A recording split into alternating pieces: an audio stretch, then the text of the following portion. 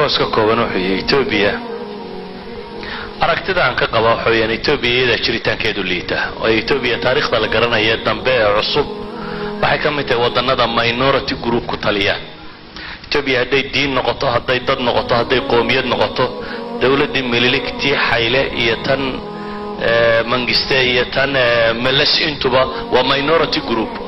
diinahana waa minority dadahana waa minority kuwa ka taliya wadanka Itoobiya la yiraahdo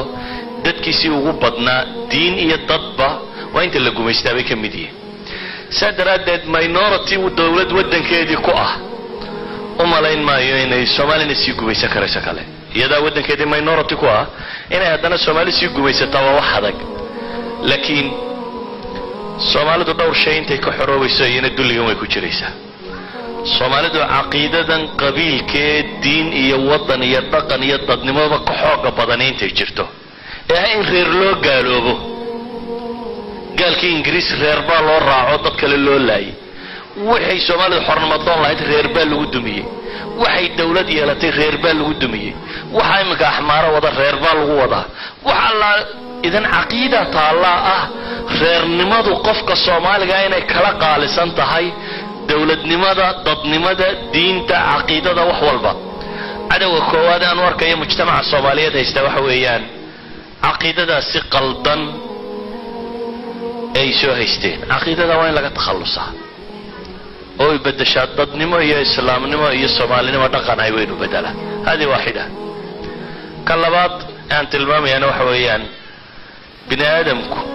مركز تو هدف يا شو قاري كرا أنا أهداف وين يالنا غيرك وحير مثلا قف مقاضة قف هان لغير مقاضة هيركو إنير دور كنا وقف ما يسكر ريرتين دور كنا وقف وأحمد إحنا ما دور ذي هجان كودي أنت اللي رادي ما حتى ضدك هجان كدونية واحد إنه هنشرو هنويني إن يدتكو يشان وردوني دينا وحكب بدل لك فكرة جيس كي يراين إنه سيد تناوني تيجي كفكرينه عالم كبشر باما ملا بشر بانا إنه ناي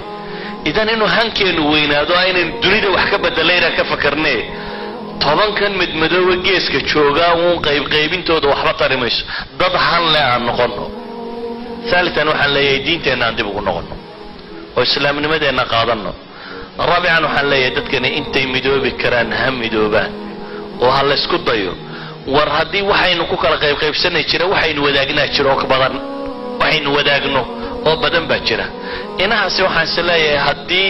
dadku ay ka fakaraan oo si ballaadan uga fakaraan wax badan baa la qaban karaa